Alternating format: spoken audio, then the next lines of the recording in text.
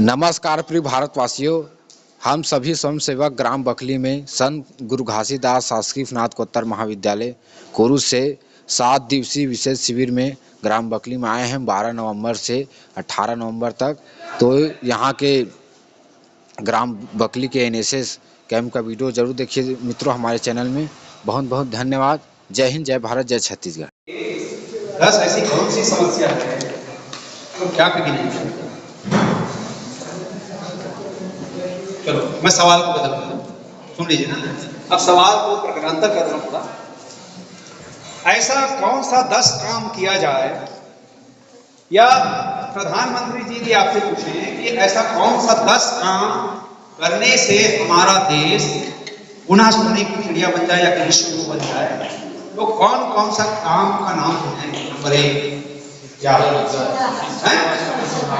स्वच्छता, ठीक है। वृक्षारोपण, शिक्षा,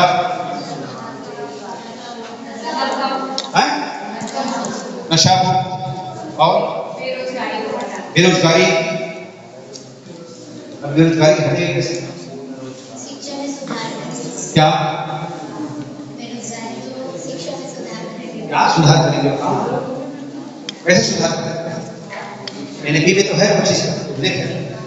याद रखिए, भारत की बेरोजगारी को केवल एक ही क्षेत्र खत्म कर सकता है, एक ही क्षेत्र, वो है कृषि। और आज का युवा खेत को, अपने खेतों को नहीं पहचानता, खेत में ज्यादा नहीं। दूसरा कोई एरिया नहीं है, दूसरा कोई एरिया ही नहीं है कि भारत की बेरोजगारी को दूर कर दे। केवल कृषि ही एक ऐसा क्षेत्र है जो भारत की बेरोजगारी को दूर कर सकता है। आप में से बताइए, कितनी लड़कियां खेत में काम करने के लिए तैयार हैं? छत्तीसगढ़ में रहने वालों में आजकल एक चलन है, मालूम है? देखो सुनो, मैं छत्तीसगढ़ को बहुत नजदीकी से इसलिए देखा हूँ, कहता हूँ कि हमारे धोनी जानते हैं, यही एरिया, ये सिवनी बकली, यही एरिया बचा था।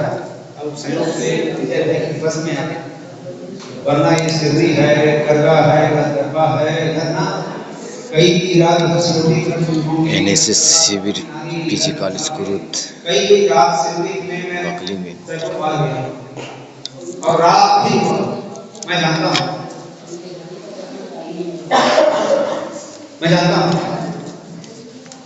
छत्तीसगढ़ में जब हिस्सा में होता है ना किसी विकास की बात, केवल मैं जैसे चंद्रा हूँ, यहाँ चंद्राकर है, कुर्मी हूँ, चाहे दिल्ली की बात, कुर्मी की बात, रावत की बात, सभी अभी चलन है। पहला तो लड़की वाले देते हैं कि लड़का नौकरी वाला होना चाहिए, और केवल नौकरी से ही काम नहीं चलेगा, फिर सिंगल नौकरी है नहीं तो लेते हैं कि प्राइवेट में यदि नौकरी के साथ में खेती है, वो भले ही लड़की ना शादी के बाद खेत देख नहीं जाए, वो आशा अपने लड़के लड़के में आता है, उठाते हैं, चल कहाँ खेत? तो मैं खेत कैसे? बाप ने पूछा था कि कितना खेत? चल कितने लोग हैं जाने देने वाला खेत? एक लड़की कर रही है, एक लड़की कर रही है। कृषि ही एक क्षेत्र ऐसा है जहां भारत की बेरोजगारी दूर करने की दूसरा पक्ष कहीं है। और आने वाला दिन, आज से 50 साल पहले वो दिन आने वाला है। देखिए, जो समाजशास्त्र आप लोग पढ़ते हैं, समाजशास्त्र वाले स्टूडेंट हैं क्या? समाजशास्त्र में पढ़ेंगे सामाजिक परिवर्तन, सामाजिक परिवर्तन के कारण को पढ़ते हैं। तो सामाजिक परिवर्तन में जो सोशल चेंजेस होता है ना, समाज में जो परिवर्तन होता है, एक तो लाइनर होता है और एक चक्री होता है। चक्री मतलब जहां से समाज की शुरुआत हुई वही घूम फिर करके वही आ जाता है ना। आज से 25 साल 30 साल पहले का यदि शशि कपूर, शत्रुघ्न सिन्हा, अमिताभ बच्चन के पुराने पिक्चरों को देखेंगे ना, तो बेल बॉटम का चलन था, बेल बॉटम का चलन, इतना नीचे का हिस्सा इतना जो जितना बड़ा रखता था उतना हीरो, ऐसे करके चलते थे, ऐसे बेल वाटर का चलन आप देखें, जितने लड़के लोग थे सब बेल वाटर। उसके बाद में स्थिति ऐसा आया कि बेली का चलन, इधर कहीं तो ये इधर राज कपूर स्टाइल छोटे लड़ी वो चलन। एक स्थिति बीच में ऐसा आया कहीं चीज ऐसा कि पेट को पहनने में 5 मिनट समय लगता था, और अभी जब बैठो ना बातें मार के बैठने के लिए कहोगे तो कोई युवा बैठ नहीं पाता, क्योंकि घर से इधर से हो जाता है। अभी वर्तमान समय कोई एक सही नहीं है, जैसा भी ये समाज का विपरीत रूप है। आप समझ रहे ना, ये समाज का विपरीत रूप है। मैंने शुरुआत कहां से की थी, समाज में 4 मॉडल थे। पहला आदेश आधारित समाज, दूसरा विमर्श आधारित समाज, तीसरा डिबेट आधारित समाज, आज का जो समाज है वो डिनाई बेस्ड रिलीजन है, इनकार आधारित समाज। सारी समस्याओं की जड़ बेसिकली ये है। जिस राष्ट्रीय शिक्षा नीति का विरोध हो रहा है, इस राष्ट्रीय शिक्षा नीति में जिन चीजों का मतलब आपको स्टूडेंट इवन की जिले के टीचर्स से हम बात करते हैं जगह जगह ट्रेनिंग प्लेटफॉर्म में, वो ज्यादा से ज्यादा राष्ट्रीय शिक्षा नीति के बारे में केवल जानते हैं, बस 5+3+3+4 उसके अंदर नहीं जाते। राष्ट्रीय शिक्षा नीति एक तरह से राष्ट्रीय शिक्षा नीति मूल आत्मा क्या कहती है, मूल आत्मा क्या है राष्ट्रीय शिक्षा नीति मालूम है? मोदी जी हमेशा कहते हैं कि जिस देश में 60% लोग, जिस देश में या जिस देश की आबादी के 60% युवा हैं, वो कुछ भी परिवर्तन ला सकते, देश की बड़ी ताकत है। और आज की जो युवा पीढ़ी है वो नॉन डिजिटल तो समझते हो ना, क्या कर रहे हो बेटा, एमए क्या कर रहे हो, कुछ क्या आता है कुछ। समस्या केवल में यहां, समस्या देश नहीं है, समस्या यहां। अमेरिका का एक स्टेट है मेरीगोल्ड,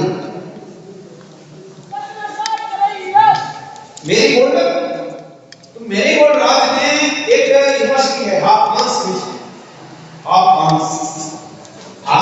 यूनिवर्सिटी के वहां जो चेयरपर्सन है स्टीवन मुलर, ये जस्ट एनईपी आया है, और एनईपी के बाद 2000 में आया, 2000 राष्ट्रीय शिक्षा नीति 2000 में, इसके जस्ट बाद वो रिसर्च आया, मेरे स्टीवन मुलर का रिसर्च आया। रिसर्च में क्या कहा गया है, पूरे विश्व के तमाम बड़े बड़े विश्वविद्यालय से बड़े काबिल लड़के जाहिल बन के निकल, ये शब्द है जाहिल शब्द का प्रयोग है।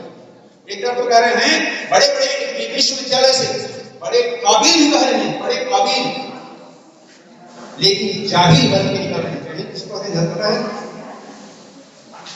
जाहिल किसको बोलते हैं? धूर्त मक्कार, जो समाज के लिए बहुत घातक है, वो बन के निकल रहे हैं।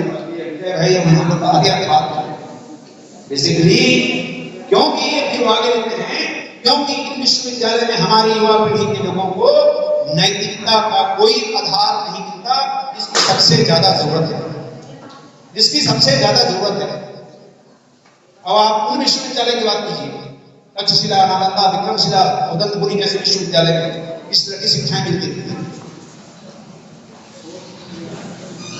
हम लोग रास्ता कहां है?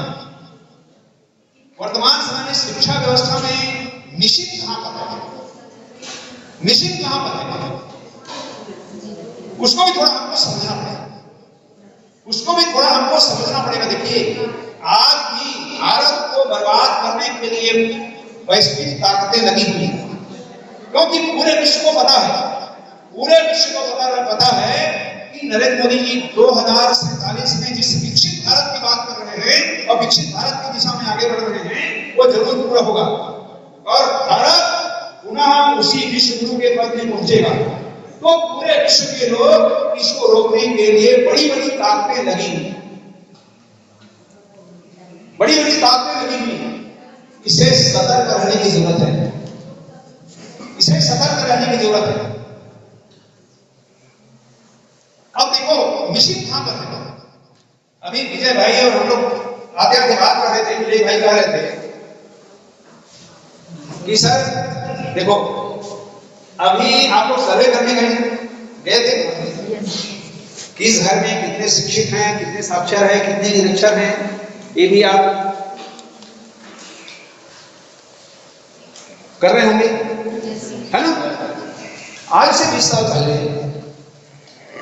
की बात कर रहा हूं, ज्यादा कुछ नहीं, है ना। आज से मगर रोड विकास खंड में आज से 20 साल पहले कितने थाने थे? थाना हाँ एक ही था, अभी 4-5 हो गए मेरे ख्याल से, मतलब हो गए चौकियों, इधर सिंहपुर तक मांग चल रही है। आपके कुरुद में 20 साल पहले तो कुरुद का ही थाना था, अभी कहाँ है देखो, है ना। गिरिजन में भी है, यहाँ भी है, अखाड़ा भी है, और कहीं कहीं पुलिस चौकी की मांग कर रहे हैं, सिलवटी भी इधर उधर और भी है। अब देखिए गणित को देखिए, हम लोग यदि ऐसा है कि जैसे जैसे लोग शिक्षित होंगे,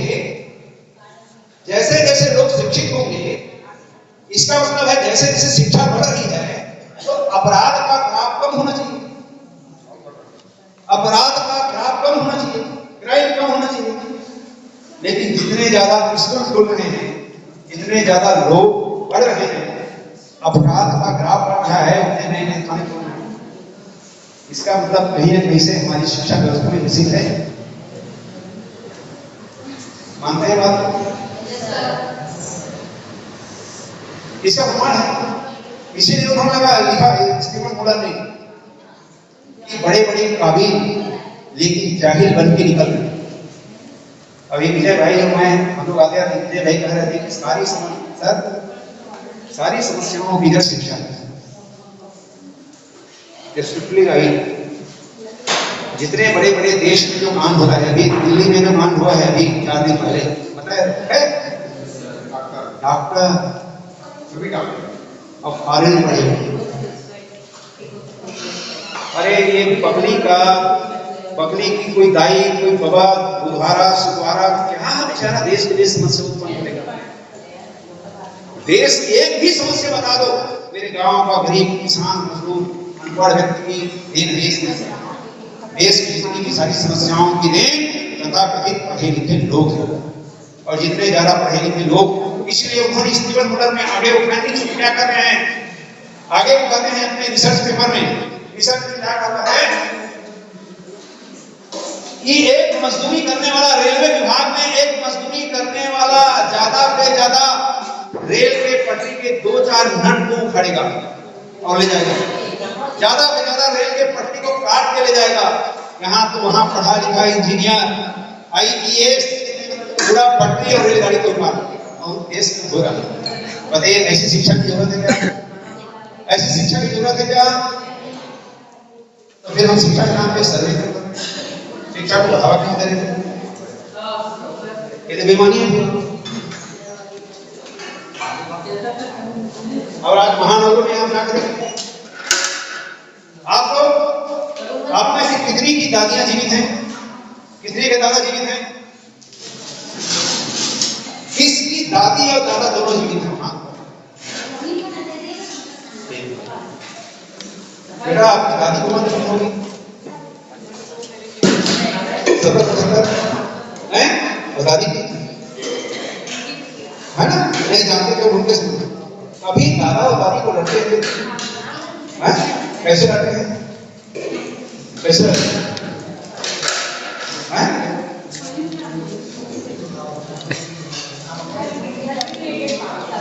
घर से और आपके मम्मी पापा नहीं, वो जो जिसको लड़ना बोलते हो ना, एक तो में आपस में वो प्यार बरसाते हैं, उनकी और आपके में बड़ा फर्क है ना। लड़ना क्या है और आपके समाज के लोगों का कभी विवाह विच्छेद नहीं होता। अब आपके मम्मी पापा को मत के आप कर रहे थे, जबकि आपके दादा दादी से आपके मम्मी पापा को तो ज्यादा पढ़े। गलत बोल रहा हूं? समाज में जो विकृतियां आ रही धीरे जो विकृतियां आ रही हैं, वो विकृतियां क्यों आ रही हैं?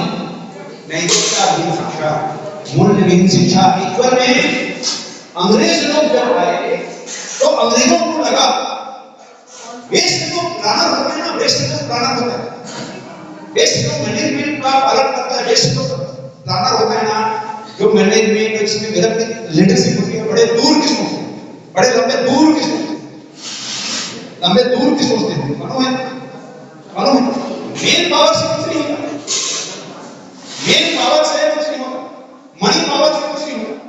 एक्चुअल में होता है स्ट्रेटजी आप कितना बना रहे हैं, इतना प्लानिंग कितना है, आपकी प्लानिंग कितना है, स्ट्रेटजी कितना बना रहे हैं। मालूम है बॉम्बे और पुणे के बीच की दूरी 220 किलोमीटर है। पुणे और बॉम्बे के बीच की दूरी 220 किलोमीटर, तो 220 किलोमीटर का पूरा वो 4 लाइन है, 4 लाइन है। तो उसको जब ठेका दिया गया, उसका जब टेंडर लगा, एक बड़ी मल्टीनेशनल कंपनी को मिला था और 4 साल का समय, 4 साल का समय था। उस कंपनी ने 3 साल तक कोई काम नहीं किया। और लोग सोचते थे कि टेंडर हुआ है, लोगों को आने जाने में परेशानी नहीं है, पेपरबाजी करना शुरू किया। लेकिन कंपनी बोलती थी हम समय सीमा में बना के देंगे, कंपनी बोलती थी हम समय सीमा में बना के देंगे। 2-4 महीनों बीत गए, अभी शुरुआत की और आपको मालूम होगा कि कंपनी 2-3 महीना पहले उस रोड को फिनिश कर दी। एक्चुअल में 3 साल तक वो लोग देश का प्लान कर रहे हैं। तो अंग्रेज लोग जब आए हमारे यहाँ, अंग्रेज लोग जब आए तो 1837 की बात है, ब्रिटिश ने संसद में जब ये बात हुई कि भारत को ये कहा बात हुई, भारत को हम लंबे समय तक गुलाम नहीं रख सकते, क्योंकि भारत में इतनी अच्छी शिक्षा व्यवस्था है और वहां की भाषा संस्कृत है, वहां की भाषा संस्कृत है और सारे ज्ञान विज्ञान का सोर्स संस्कृत है। तो जब तक उस संस्कृत को और प्राचीन शिक्षा व्यवस्था को खत्म नहीं किया जा सकता, तब तक हम भारत में लंबे समय तक राज नहीं कर सकते।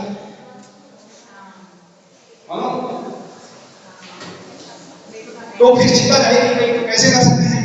बोले कि सबसे पहले हमको गुरुकुल को खत्म करना पड़ेगा और वो भाषा संस्कृत को खत्म करना पड़ेगा। तो उसके लिए क्या करना पड़ेगा? बोले भारत में एक अनाउंस करा दिया जाए कि भारत में नौकरी उन्हीं लोगों को मिलेगी जो अंग्रेजी पढ़ेंगे और पार्लियामेंट में जो पढ़ करके निकलेंगे अंग्रेजी पढ़ेंगे। और पहली बार कलकत्ता में कॉन्वेंट खोला गया, पहली बार कॉन्वेंट खोला गया कलकत्ता में। और उस समय से लेकर लोगों के दिलो दिमाग में ऐसा भर दिया गया, ऐसा भर दिया गया, ऐसा भर दिया गया कि अंग्रेजी ही सब कुछ है। और अंग्रेजी के चक्कर में भारत में जो ज्ञान विज्ञान का प्रमुख माध्यम था संस्कृत, उसको खत्म करने की कोशिश की गई। और जब सेकेंड चरण में बात आई, आपको याद है मैंने नालंदा का जिक्र किया था, नालंदा विश्वविद्यालय को बख्तियार खान ने क्यों जलाया था पता है आपको? उसका इतिहास, क्योंकि कभी हमको पढ़ाया नहीं गया और हम पढ़ने की कोशिश भी नहीं की, हम उसी में उलझे रहे। बाबर कौन था, हुमायूं कौन था, शेर जहां कौन था, किताब में हमको यही पढ़ाया गया। याद रखना आप लोग, उस किसी भी क्लास में पढ़ रहे हो, आप कोई भी विषय पढ़ रहे हो, किताबी ज्ञान जीवन में कभी हमेशा काम नहीं है, कभी काम नहीं है। धन्यवाद। पहली से लेकर के ना कॉलेज तक पति पत्नी के तलाक की स्थिति है तो कौन सी किताब को पढ़ूं तथा मेरा तलाक हो जाए, कोई ऐसा किताब नहीं है। किताबी ज्ञान के साथ आपका निजी जीवन, पारिवारिक जीवन, सामाजिक जीवन के साथ में कोई सरोकार नहीं वर्तमान समय। पहले ये था, पहले भी उसको डिस्कनेक्ट किया गया। पहली बार राष्ट्रीय शिक्षा नीति में स्किल बेस्ड एजुकेशन, कौशल आधारित शिक्षा, 12वीं उत्तीर्ण होने के बाद भी लड़का कर सके, मुझको ये चीजें आती है। एमए पास है, एमएससी है, क्या कर रहे हो? कुछ नहीं। क्या आता है? कुछ नहीं। आग लगा देते। एक बढ़िया उदाहरण बता रहा हूँ, बहुत अच्छा उदाहरण। विजय भाई, सिहावा में हम लोग का दुकान का काम चल रहा है, तो लेटर के ऊपर चढ़ रहा था, तो एक हमारे मित्र हैं, उनकी लड़की सिविल में एमटेक कर रही है। सिविल में एमटेक, बीटेक भी सिविल में एमटेक कर रही है, वो दिखाने लायक। ठीक, तो लेटर बनता है, क्या बीम डालता है ना, बीम, वो बीम ना दो तरह का चलता है। एक तो पहले हाफ डाल देते हैं, 4 इंच बचा दिया है, और दूसरा जो है ना कंप्लीट लेंटर के साथ ढलता है, केवल पोखा बनता है, आपको जानते हैं। ठीक, तो उसके पिताजी थे और मैं भी चढ़ा हुआ था, तो उसके पिताजी बोले ये क्या है? इनको बता के पूछिए ये क्या है? तो ये तो राड है। तो राड मैं पूछ रहा हूँ, मैं भी जान रहा हूँ, लकड़ी और लोहे में फर्क उसको भी है, तेरे बाप को भी इतना अकल है। ये जो आकार है, गड्ढा सा दिख रहा है, इसको सिविल इंजीनियरिंग की भाषा में क्या कहते हैं? I don't know. तो बोले आग लगा दे तो डिग्री में चल सके, तो बीटेक की डिग्री लगा आग लगा, चूल्हा भरवे। सिविल इंजीनियरिंग एंड कर रही लड़की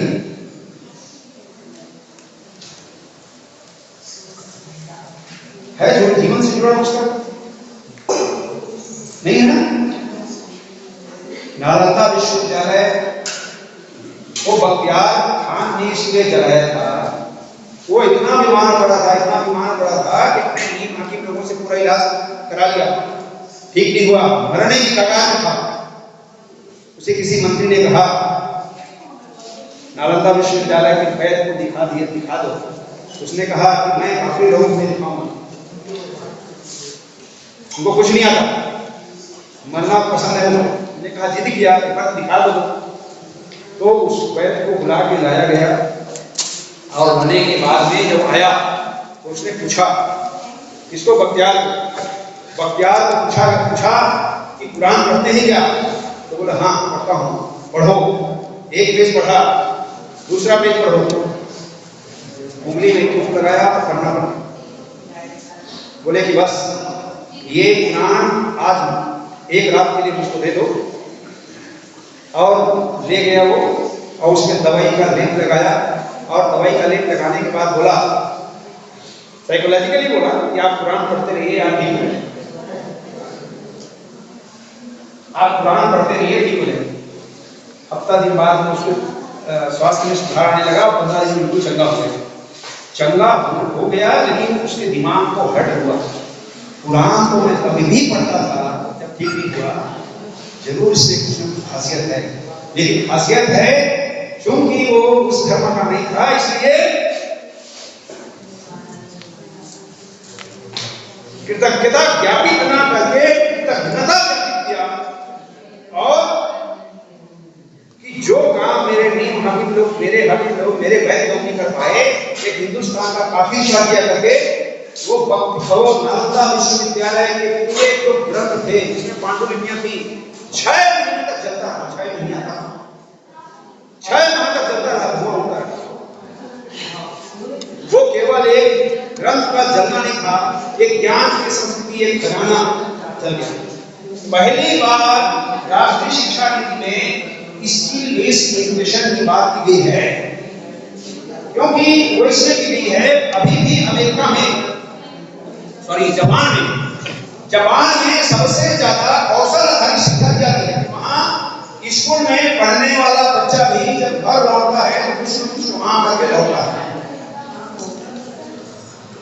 इसीलिए आपने देखा होगा एक बस्ते के बिना स्कूल खुलाना है, और जो लोकल चीज है वो लकड़ी का काम सिखाइए, खेती का काम सिखाइए, लोहार का काम सिखाइए, सुनार कौन सिखाई, बहुत सारी चीजें उसको सिखाने के लिए।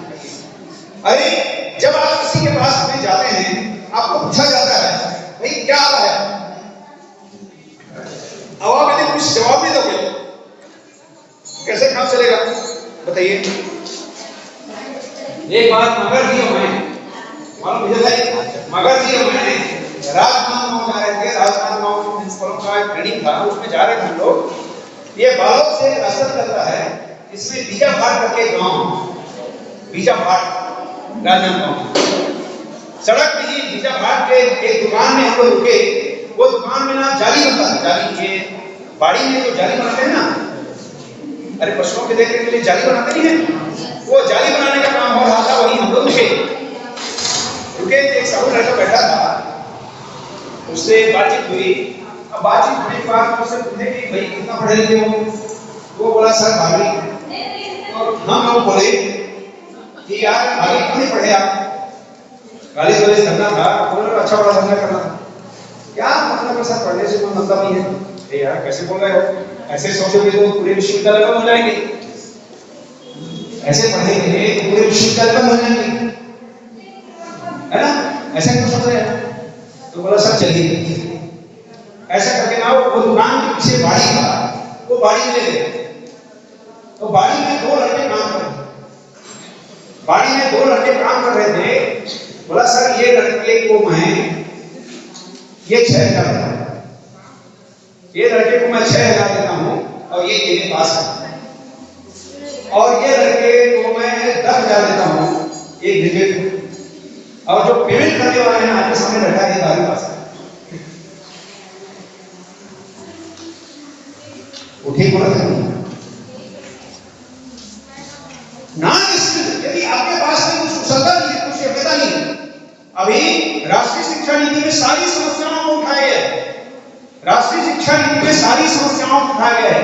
आज आप देखना आर्टिफिशियल इंटेलिजेंस आ रहा है, एआई, आपको पता है मिडिल में जुड़ रहा है, डेटा साइंस जुड़ रहा है और आर्टिफिशियल इंटेलिजेंस को मिडिल में जोड़ा जा रहा है। क्योंकि सैकड़ों कंप्यूटर का काम अकेला एक कंप्यूटर ही कर रहा है, और डेटा साइंस में आने के बाद में हजारों लोगों का काम एक मशीन कर रहा है। तो लोगों को शक है, लोगों को भ्रम है, ये ऐसे तो बेरोजगारी बढ़ती जाएगी, लेकिन ऐसा नहीं है। आज भी बहुत सारे आपके आसपास के ऐसे लोग मिल जाएंगे जो साल में 2-3 नौकरी छोड़ते हैं, क्यों, उसमें स्किल्ड है, उसमें स्किल्ड है। आज पूरा जमाना जो है ना डेटा साइंस का है, डेटा साइंस का समझ रहे हो, डेटा का करना, डेटा का एनालिसिस करना। अभी बिहार चुनाव में आज परिणाम आ रहा है, बिहार चुनाव में कोई एक ऐसा प्रत्याशी था, ऐसा कोई दल जिसका नाम हम लोग जानते हैं, जो राजनीतिक रणनीति का है। पता है किसी को, आपको नहीं, एक को बोल रहे हैं, पता है, नहीं जानते। जबकि आपको देखना आपके कोर्स में, सिलेबस में है, सिलेबस में राजनीति पढ़ने होंगे, हिंदी में है, आपका सामान्य हिंदी पढ़ने होंगे, लिटरेचर हिंदी पढ़ने होंगे, कॉम्पिटेंसी दी जाती है कि इस कोर्स को पढ़ने के बाद में आपने कौन सा स्किल आना चाहिए।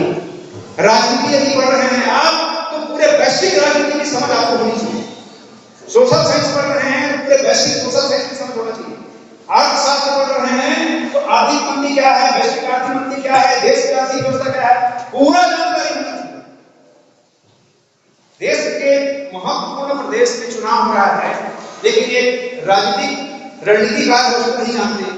मतलब पूरा समाज जो है ना, युवा पीढ़ी एक में सोशल मीडिया में डूबा हुआ है, यही बात पूरा लग रहा होगा।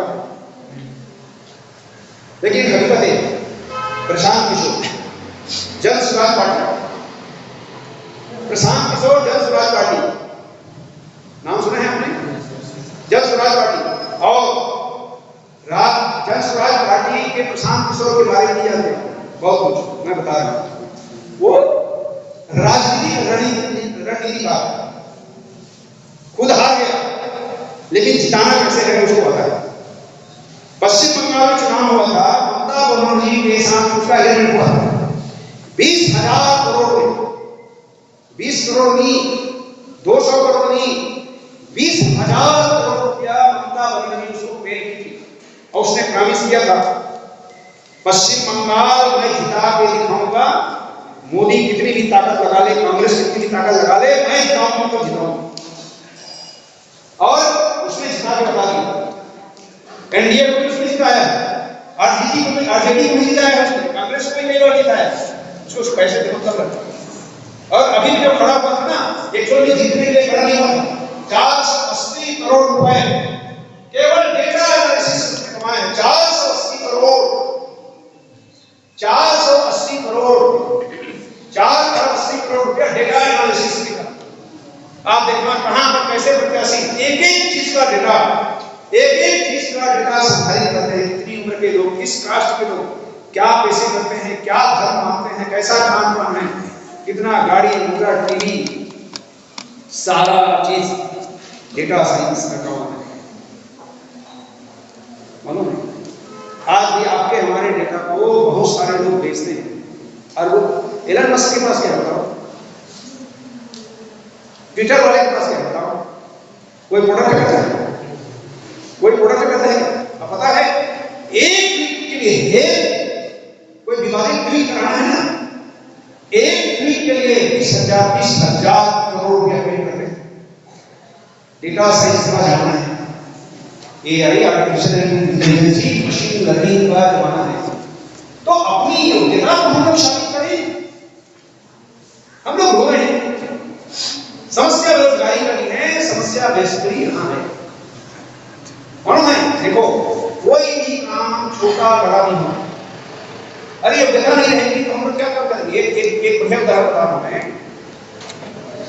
28 साल तक मैं डाइट नगरी में रहा हूं, डाइट में, जहां पर पूरे जिले भर के टीचर्स लोग, प्रिंसिपल लोग ट्रेनिंग लेते पूरे, है ना। धमतरी जिले का कोई मेरे ख्याल से ये ज्यादा हो जाएगा, लेकिन पहले सारे बैठे हैं, जिले का कोई भी ऐसा टीचर नहीं होगा और राज्य का कोई ऐसा डीओ नहीं होगा जिसको मैं ट्रेनिंग नहीं दिया, क्योंकि लीडरशिप का मैं कोर मेंबर था, नेशनल लेवल पर भी मैं मास्टर इसको लीडरशिप में मैंने किया। तो बहुत सारी चीजें ऐसी हैं, देखिए, जिसको एक्चुअल में हम लोग एजुकेशन के मायने केवल डिग्री को ही जोड़ते, और जब से अंग्रेजों के आने के बाद में शिक्षा का मतलब केवल नौकरी पाना, शिक्षा का मतलब केवल नौकरी पाना। समाज के पतन की शुरुआत कभी देखिए भारत में कभी भी शिक्षा पेट पालने के लिए नहीं रहा, जीवोपार्जन के लिए नहीं रहा। इस जीवन का मतलब क्या है, इस जीवन के बाद क्या, मृत्यु के बाद उसकी क्या स्थिति है, जिसको मोक्ष नाम दिया गया। आत्मा से परमात्मा का मिलन, ये प्राचीन धर्म ग्रंथों में यही कहा गया है। इसको जानना, महावीर स्वामी ने शिक्षा का अर्थ क्या है मालूम है? शिक्षा का मतलब, शिक्षा का मतलब ये है मनुष्य में अंतर्निहित क्षमता का विकास का स्फुटन ही शिक्षा है। और वो काबिलियत सब में है, वो काबिलियत ना आप सब में है, सब में। एक्चुअल में हम लोग अपने एनर्जी का सदुपयोग बहुत सारे सेंट्रलाइज करते हैं। नरेंद्र मोदी क्या कहते हैं, युवाओं में बड़ी ताकत होती है, समाज को बदलने की ताकत होती है। इसलिए वो कहते हैं 20 लाख लोगों को राजनीति में लाना है, ताकि 20 लाख लोग, युवा लोग राजनीति में जुड़े और देश को सही दिशा एवं सही दिशा में देश की दशा को बदले। ये बड़ी महत्वपूर्ण बात है। तो देश को समझना, लोग को समझना, समाज को समझना, शिक्षा के मायने, शिक्षा के सही मायने क्या है? तो कोई काम बड़ा या बुरा नहीं होता।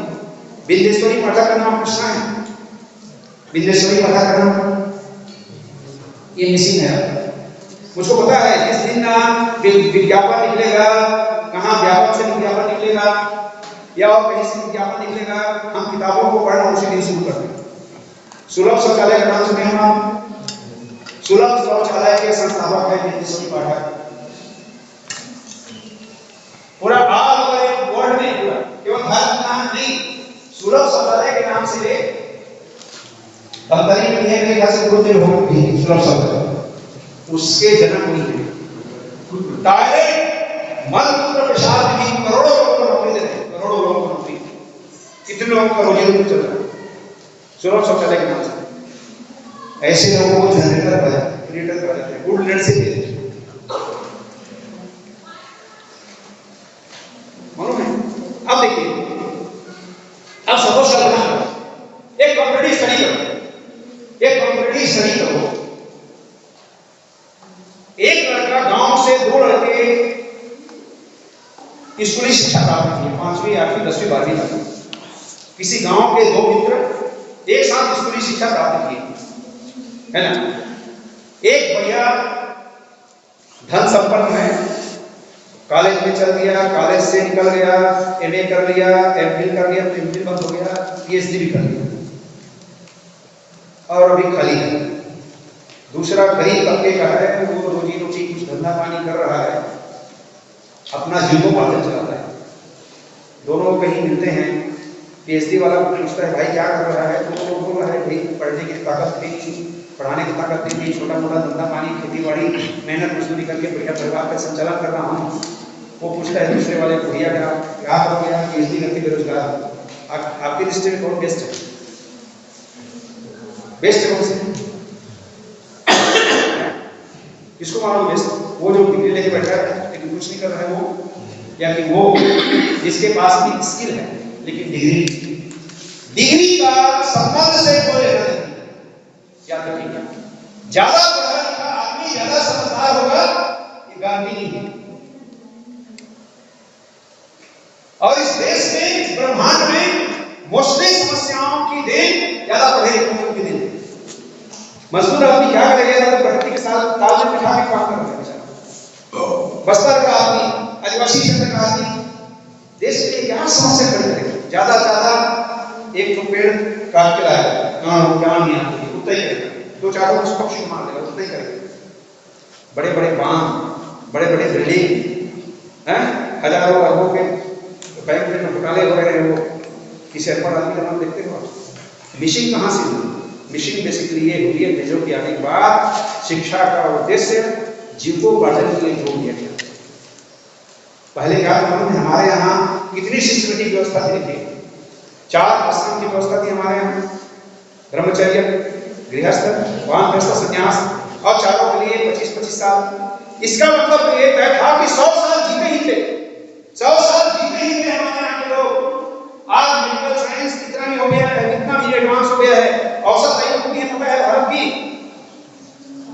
48, 47, 48 एवरेज आयु, उससे ज्यादा नहीं, उससे ज्यादा नहीं। हार्ट अटैक की बीमारी आज 40 से 50 साल, आज 70-80 साल होगा, आज 30 साल 35 साल में हार्ट अटैक की बीमारी। स्ट्रेस डिग्री आ गई, हमें कुछ नहीं आता, नौकरी नहीं मिली, सुसाइड कर दो। अभी कल या परसों में आईआईटी का लड़का सुसाइड किया।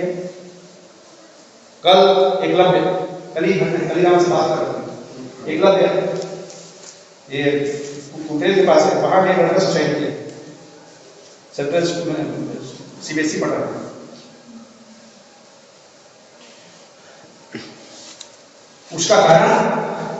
उसका कारण यह है समाज से जुड़ाव नहीं होना। धमतरी जिले भर के लड़के लोग जाते थे हमारे यहाँ, धमतरी जिले भर, और मैं प्राय सभी गाँव में घूमा हूँ, 2-4 लोगों को नाम भी पता है, तो पूछता था किस गांव का है, फलाना गांव का। फलाना जानता है क्या तुम्हारे गांव फलाना का? ऐसे पूछता था। नहीं सर ये नाम तो नहीं है। अरे कैसे है नलायक, उसके घर के सामने है। नहीं हाँ सर, लेकिन वो दूसरे मोहल्ले में, वो दूसरे मोहल्ले, तेरे घर में है, तेरे गांव में ही। इस उम्र में, आपकी उम्र में हम लोग गांव के हर लोगों को जानते थे, किसकी पत्नी का मायके कहाँ है ये जानते थे, उसके और उसके मायके के बारे में जानते थे, हर रिश्तेदारों के बारे में जानते थे। आज गांव भी शहर बनता जा रहा है, पूरी दुनिया मोबाइल से बनती है, सारे खतरों, सारी समस्याओं की बेसिकली ये यहाँ स्ट्रेस पैदा करता है। चीन जैसे देशों में, जापान जैसे देशों में इसका उपयोग केवल बात करने के लिए होता है, सीख में तो सोशल मीडिया पर नहीं है। अब हमारे यहाँ सोशल मीडिया ही सब कुछ है, सोशल मीडिया से बच गया समय तब खाएंगे की, अन्यथा मोबाइल देखते देखते मर हवा पानी सांस लेना भी भूल जाते हैं। सारी समस्याओं की जड़ इसलिए है राष्ट्रीय शिक्षा नीति में पहली बार ये कहा गया है कि स्किल आधारित शिक्षा, जब तक आप कौशल आधारित शिक्षा आप अर्जित नहीं करोगे तब तक आपका कल्याण होने वाला नहीं है। और फ्रीडम दिया गया है, मालूम है? आप ग्रेजुएशन कर रहे हैं ना, 2 साल के बाद आप ब्रेक कर सकते हैं, 2 साल पास तब भी आपको मिलेगी, एक डिप्लोमा मिलेगा। ब्रेक करके भी 2 साल के बाद फिर एडमिशन ले सकते हैं। ये वो इसलिए में कि जिस समय जहां जरूरत पड़ती है ना, जो स्किल की जरूरत पड़ती है वो स्किल वाले लोग नहीं मिलते थे, इसलिए पहली बार स्किल को महत्व देते हुए राष्ट्रीय शिक्षा नीति की बात कही गई। और इस एजुकेशन की बात मैं कर रहा हूं, आपको याद होगा हर के सोशल मीडिया में एक सूरत के एक व्यापारी के लड़के का एक स्टोरी छपा हुआ था। सूरत में एक व्यापारी है, हीरे का व्यापारी, 120 देश में उसका हीरा का कारोबार चलता है, 120 देश में। आप कल्पना कर सकते हैं 120 देश में हीरे का कारोबार। वो कारोबार ऐसा है कि अपने नौकर लोगों को, अपने एम्प्लॉय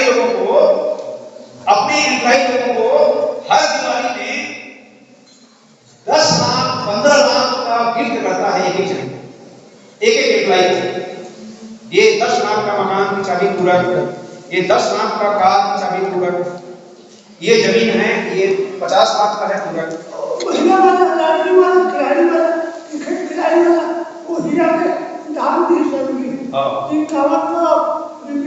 आप कल्पना करो 120 देश में जिसका कारोबार चलता हो वो कितना बड़ा धनी होगा। उसका लड़का विदेश पढ़ने गया और विदेश से जब आया तो उसकी शिक्षा दीक्षा को जांचने के लिए जानते हैं उसने क्या किया? ये हर के सोशल मीडिया से जुड़ा है। वो जानता है किताबी ज्ञान जीवन में कभी काम नहीं आता।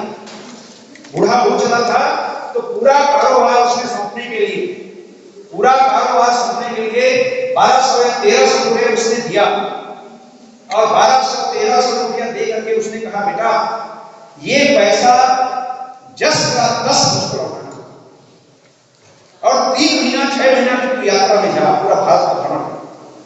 ये जितना दे रहा हूं ना उतना लौटाना कोशिश करना। उसने नंबर भी नोट करके दिया, वो नोटों का नंबर नोट करके दिया, 100 का ये नंबर है, 500 का ये, यही हम मुझको लौटाना और अपनी पहचान छुपाने जीवन में करना। मेरे नाम का इस्तेमाल वही करना। वो हीरे का व्यापारी जो दिवाली में अपने नौकरों को 20 लाख, एक नौकर को 20 लाख रुपए गिफ्ट करता था, वो अपने पिता को कैसे शिक्षा दे रहा है कि यही नोट मुझको चाहिए जब तो 3 महीना वापस आएगा। और पहचान छुपाना, मेरे नाम का इस्तेमाल करना। बोला ठीक था जी। अब गया तो भूख लगी, हाँ पॉकेट में गया, पिता की बात उसने याद किया, यही नंबर के नोट। उसने कहा नहीं, पहले दिन मैं खर्च कर दूंगा तो माँ पिताजी के बात को अवहेलना होगी, पिताजी की बात की अवहेलना होगी। उसने कहा नहीं, एक रेस्टोरेंट में गया, रेस्टोरेंट में कहा भैया बड़ी भूख लगी है लेकिन मेरे पास पैसे है ना, बड़ी भूख लगी है। उसने क्या कहा कि कुछ काम करना आता है, तो जाओ पीछे, ये बर्तन पड़े हुए हैं उठाओ साफ कर देना। उसने किया। कहीं मंदिर में गया, प्रसाद मिल जाएगा क्या, तो मंदिर में तो नहीं हो, लेकिन वो प्रसाद निकाल दिया तो वहां का झाड़ू पोछा साफ किया। ऐसे करते करते करते करते मालूम जीवन यापन किया। 3 महीने के बाद वो लौटा तो सूरत ट्रेन से लौटा तो उस ट्रेन को बिल्कुल हीरो से जड़ा हुआ सजाया गया था। और उसको परखने के बाद फिर वो अपना कारोबार संभालता। बेसिकली ये सही एजुकेशन है। जिस डिनायल बेस्ड थ्योरी में हम जी रहे हैं ना, ये आदर्श आधारित समाज का एक उत्तम उदाहरण है। आज भी ऐसे लड़के देखिए दुनिया में ना, दुनिया का हर माता पिता अपने बच्चों को अपने से बेहतर ही जानता है, ये बेहतर ही बनना चाहता है। और हर बेटे को, हर संतान को माता पिता से ज्यादा सुविधाएं मिलती हैं। अभी विजय भाई बता रहे थे, विजय भाई के साथ हम बात कर रहे थे, इनका गांव किशोरा बहुत फेमस नाम है एजुकेशन के मामले में, गौरव राम, बहुत सारे पूरा सम्मान से इन्होंने बड़ी सहजता के साथ स्वीकार किया। सर गरीब परिवार से तो मैं शिशु मंदिर का फीस मेरे घर के लोग नहीं पटा सकते, शिशु मंदिर का फीस मेरे घर के लोग नहीं पटा सके सर, इसलिए सरकारी स्कूल पढ़ा और सरकारी स्कूल पढ़ने के बाद आपके सामने आगे वाले अब उसके बाद भी ये उनके बुद्ध बैठे समझ रहे ना, आदेश आधारित दुनिया का। लेकिन एक्चुअल में क्या है, युवा पीढ़ी की समस्या और बुजुर्गों की समस्या क्या है? जैसे अशोक गुरु जी हैं, साहू जी हैं, हम तड़पते हैं, सपना देखते हैं कि काश हमारी उम्र आपकी उम्र से जाए, हम अतीत में जाना चाहते हैं, लेकिन आप वर्तमान को नहीं जीना चाहते, अतीत में ज्यादा पहुंचना चाहते हैं।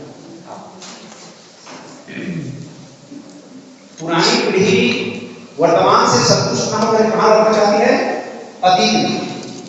और वर्तमान पीढ़ी वर्तमान से संतुष्ट न होकर कहां जाना चाहती है? भविष्य। भविष्य जस्ट कहां करना चाहती है? दोनों की गलत है, मालूम है? और असली सुख क्या है मालूम है? समाज में जो पैमाना बन गया है सुख का, लोग ये समझते हैं कि जिसके पास में ज्यादा धन है, दौलत है, गाड़ी है, बंगला है। आज आप देखना सुसाइड करने वालों के जो केसेस होते हैं उसका जरा स्टडी करना। सुसाइड के केसेस होते हैं ना, सुसाइड के केस आजकल हो रहे हैं ना, बहुत ज्यादा पढ़े लिखे लोग और धन संपन्न लोग, साधन संपन्न लोग ज्यादा सुसाइड कर रहे हैं और विवाह विषय की तलाक होने में संसाधनों से नहीं खुशी मिलती, संसाधनों से सुख मिलता तो ऐसा नहीं होता है। गरीब आदमी तो ऐसा है, सुबह लड़ेंगे झगड़े में मार के ठोके, शाम में फिर कोफ्त हो जाते हैं, और शाम को नहीं लड़ेंगे तो वो जमा लिए तो समझ रहे हैं? ये समाज की हकीकत है। तो ये पूरे एजुकेशन सिस्टम को आपको समझना पड़ेगा। राष्ट्रीय शिक्षण की बेसिकली क्या करती है? वो सत्य, अहिंसा, दया, प्रेम, त्याग, सहानुभूति। भारत में शिक्षा, जो सही शिक्षा की क्या कानून है हमारे यहाँ कहा गया है, एक व्यक्ति से मुझे त्याग। अभी यहाँ आने के बाद पता चला ये भवन है, इस भवन को कोई माता जी दान में दी, तेज करके मुझे। हमारे यहाँ पूरे विश्व में केवल हमारे भारतीय समाज की व्यवस्था रही है सही शिक्षा क्या है। भारतीय समाज ने कभी भी धन दौलत को कभी महत्व नहीं दिया, कभी भी धन दौलत को नहीं किया गया, क्योंकि जानते थे धन दौलत संपत्ति सब नश्वर है, असल चीज क्या है? कर्म। राजा जनक, सीता के पिताजी, उनका इतिहास जानते हैं, उनको ब्रह्मर्षि का दर्जा दिया। सोने के महल में भी घास उसकी झोपड़ी बनाई, सोने के महल में, सोने के महल में घास उसकी झोपड़ी बना करके घास उसकी झोपड़ी में रहते थे और अश्वारों को होने को गुरु बनाए। तो भारत में हजारों उदाहरण आपको मिल जाएंगे, हजारों उदाहरण कि अरबों की संपत्ति को बेच छोड़ करके, धन दौलत राजपाट को छोड़ करके साधु बने होंगे, सन्यासी बने होंगे, लेकिन भारत में एक भी खास रफ्तार देख लीजिए जिन्होंने सन्यासी को छोड़ करके राजा का पद स्वीकार किया। भारत में एक भी एग्जाम्पल नहीं है। महावीर स्वामी किस खानदान से थे? गौतम बुद्ध किस खानदान से थे? सम्राट अशोक का पूरा जीवन युद्ध में बीता, कलिंग युद्ध के बाद अब देखो सन्यासी बनने के हजार कथाएं। चाणक्य ने चंद्रगुप्त को राजा बनाया, सेनापति था, सेना भवन में नहीं रहता था, नदी किनारे झोपड़ी में रहता था। और राजकीय काम जब करता था तो सरकारी दीपक का इस्तेमाल करता था, निजी काम करता था तो अपना करता था। और उसने कहा था, यदि आपको इतिहास के बारे में थोड़ी बहुत समझ होगी तो, हरी सभा में जब नंद ने, महापद्म नंद ने, उसने कोई सवाल किया होगा तो लोगों ने पूछा, मैंने राजा ने पूछा, ये दुष्ट बालक कौन है? तो चटोकार मंत्री ने कहा, महाराज ये वो चड़क का पुत्र है। अच्छा वही चड़क जिसको घसीट करके निकाला गया था, निकालो इसको। तो मंत्री लोग मतलब सिपाही लोग गए, भगवान लोग गए, अब बाल को पकड़ करके घसीट करके निकाले उसको। उसी ने उसे संकल्प लिया, नंद मेरी शिक्षा में यदि वो ताकत है तो अपने लिए 2 वक्त की रोटी का इंतजाम कर सकता हूं और उसको नष्ट करके मैं राजा बना। आज हमारे शिक्षा प्राप्त बीए, एमएससी, एमए, पीएचडी 2 वक्त की रोटी का इंतजाम नहीं कर रहे। शिक्षा में बेसिक कहां है? नॉन स्किलेस। और मैं ये कहता हूं आपको, आपके अंदर में कुछ ना कुछ एक काबिलियत आना चाहिए, एक काबिलियत आना चाहिए। मुझको अच्छा बोलना आता है। अजीत भिमानी का नाम सुने हो? अजीत भिमानी का नाम, अजीत भिमानी महाभारत सीरियल देखे हो? महाभारत सीरियल में जब चारों तरफ से घूमता था, मैं समय हूं, अजीत भिमानी का आवाज मालूम है? कहीं कार्यक्रम होता था ना बॉम्बे में, 1 घंटे के कार्यक्रम का 5 रुपया चार्ज करता था अनाउंसमेंट। 1 घंटे के कार्यक्रम का 5 रुपया। आवाज उसकी जादू थी, वो स्किल था उसका, वो स्किल था।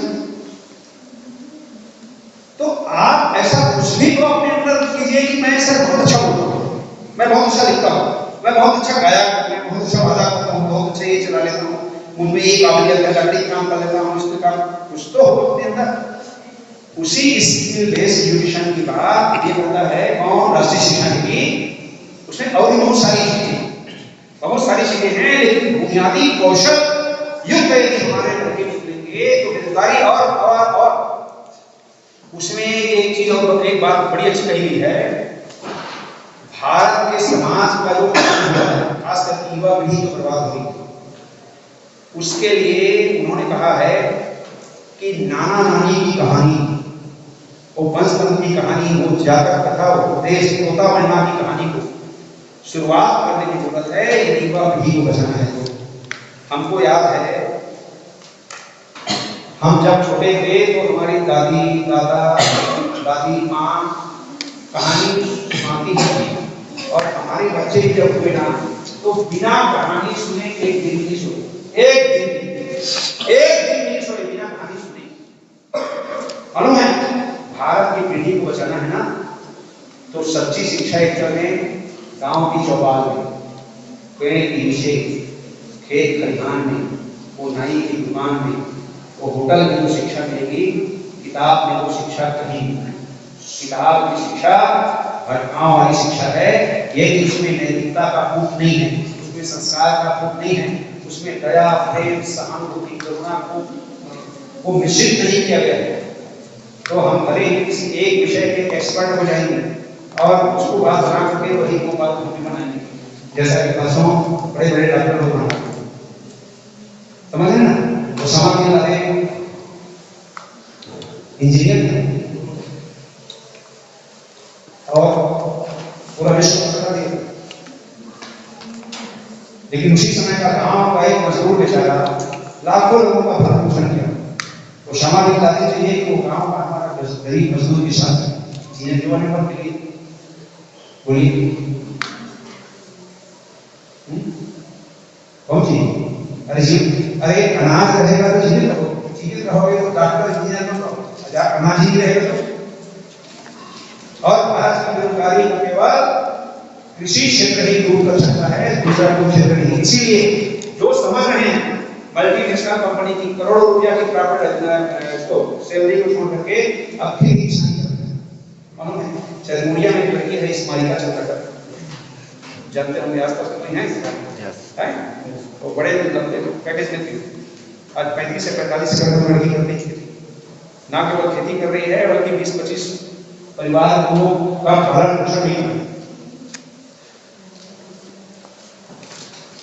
तो राष्ट्रीय शिक्षा नीति में इसी एक बढ़िया उदाहरण होता है, एक तो में असली शिक्षा क्या है। देखिए सिहावा में आज से 25 साल पहले हमारे यहाँ विशेष नहीं थी, लेक्चरर थी, तो एक लड़का था रामा राव करके एक लड़का था, वो पुराना वाला सिंगी ऋषि, जब सिंगी ऋषि में आप जाएंगे ना, सिंगी ऋषि के आश्रम में जाएंगे तो जैसे ही आप चढ़ाव चढ़ेंगे तो मुरली कुटी है, तो मुरली कुटी, अब तो मुरली कुटी बड़े स्थान चल रहे हैं, पहले मुरली कुटी वहीं, उस मुरली कुटी में वो लड़का बर्तन मांगता था, झाड़ू पोछा वही रखे पढ़ाया, उसकी दादी भीख मांगती थी। रियल स्टोरी बता रहा हूँ, ये स्टोरी आपको किताबों में नहीं मिली। भीख मांगती थी और भीख मांग के ले जाती थी, उसमें से कुछ खाता था, अब कुछ वो मुरली कुटी से बचा हुआ था, ऐसा करके वो जीवन है। उसके बाद में वो पाई भांडा एक गांव में आगे, तो पाई भांडा में धनी भाई रहते थे, वो गल्ला की खरीदी करते, बाजार जाकर गल्ला की खरीदी, धान सीजनल, तो उसके साथ में उसको अच्छी तरह से याद है, आज से 20-25 साल पहले की बात है, 25 साल। एक बार वो बोरई बाजार लगता है आपके बस्तर और उड़ीसा के बॉर्डर में, बोरई बाजार, ये जिधर से ये भारतमाला रोड जा रही है, तो बोरई बाजार से वो क्या करता था, छोगा, रहा, कूड़ा, इस तरह के सीजनल चीजों को लाता था। तो एक बार 25-30 साल पहले की बात है, वो राहर बेचने है, राहर तांदुल, उड़ीसा का को बोलते हैं तांदुल राहर को बेचने आया था। तो बेचने आया था ना, तो जिस साइकिल में आया था, जिस वेशभूषा में आया था, उसको मैं उसका बता रहा हूं, पैर में चप्पल और बनियान आप कल्पना करो, मतलब 2500 जगह से भरा, और एक लुंगी, और साइकिल का पैडल में ना जो रबर रहता है ना, वो निकल गया था क्या, वो पाइप, और वो साइकिल जैसे डरा हो गया था, मतलब सामने का चक्का इधर तो पीछे का ऐसा।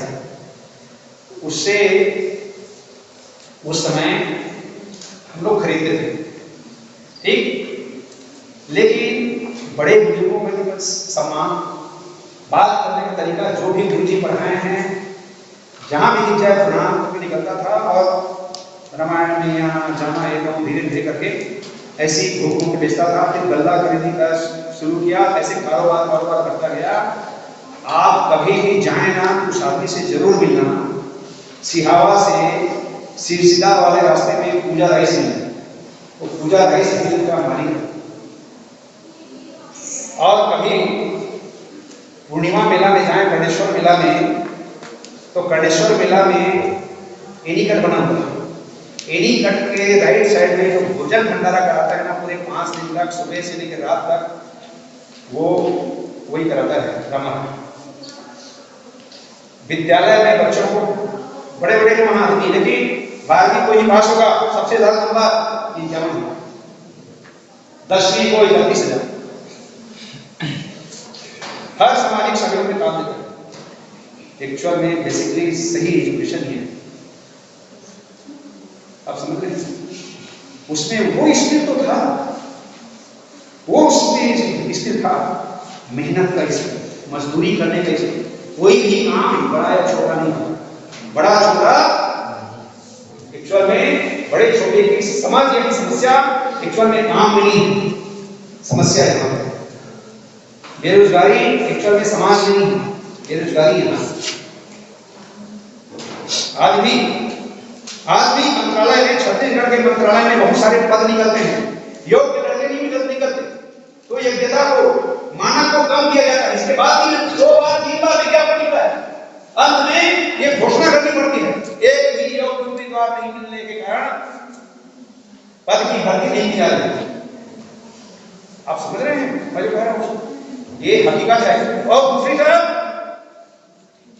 इंजीनियरिंग में जो पास आउट लड़का है, जो 98% से निकल रहा है, उसके पास में बड़ी बड़ी कंपनियां प्लेन चेक लेकर के भेज दिया, हमारी कंपनी ज्वाइन करो और साल भर में कितना पैसा चाहिए, चेक है प्लेन चेक, इसको भर दो, जितना भरोगे उतना हम लोग साल की सैलरी देंगे।